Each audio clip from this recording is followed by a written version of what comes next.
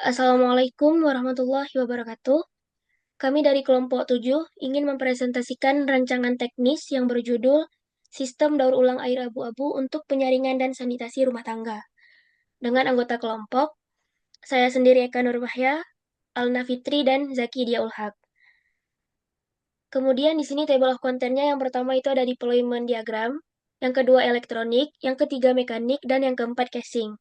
Untuk yang pertama deployment diagram sendiri merupakan gambaran arsitektur fisik dari sistem. Menurut pada gambar, ini menunjukkan Arduino Uno sebagai pusat pengendalian yang menerima input dari sensor ultrasonik. Kemudian data dari sensor tersebut diproses oleh Arduino untuk mengontrol seperti pompa air yang berfungsi untuk mengalirkan air, kemudian LCD untuk menampilkan status sistem secara real time. Kemudian setelah proses filtrasi selesai, air dialirkan ke wadah penampungan melalui katup elektrik yang dikendalikan oleh Arduino berdasarkan data dari sensor.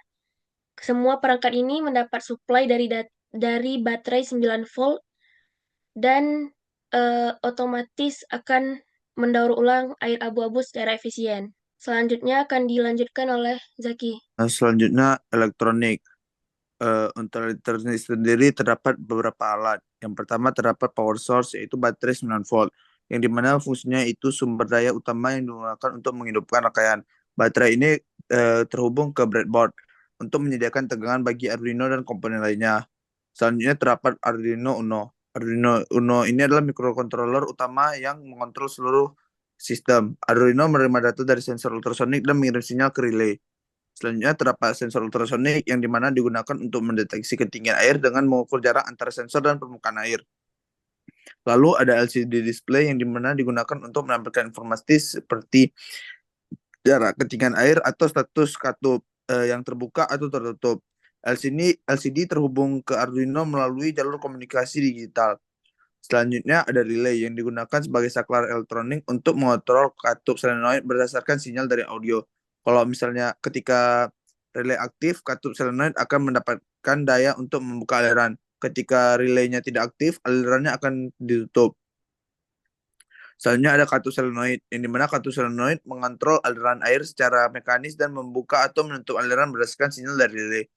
Dan selanjutnya ada breadboard dan kabel jumper yang digunakan untuk menyambungkan komponen dengan mudah tanpa perlu menyorder dan kabel jumper menghubungkan semua komponen. Selanjutnya saya kembalikan kepada Alna. Selanjutnya ada mekanik atau mekanisme dari sistem yang akan kami bangun. Jadi yang gambar yang di sini bisa dilihat merupakan mekanik dari sistem daur ulang air abu-abu untuk penyaringan dan sanitasi rumah tangga. Jadi berdasarkan diagram tersebut, sumber daya utama berasal dari baterai yang memberikan energi untuk Arduino Uno sebagai mikrokontroler utama. Kemudian Arduino menerima input dari sensor ultrasonik yang berfungsi mendeteksi tingkat air di tangki dan data yang diperoleh kemudian akan diproses oleh Arduino untuk mengaktifkan pompa air. Jika tingkat air terdeteksi di bawah batas tertentu, Arduino akan mengaktifkan pompa untuk mengalirkan air dari tangki ke sistem dan membuka katup solenoid untuk mengatur aliran air. Jika tingkat air memadai atau tangki penuh, Arduino akan mematikan pompa dan menutup katup untuk mencegah aliran berlebih. Jadi informasi seperti satu sistem itu akan ditampilkan pada layar LCD.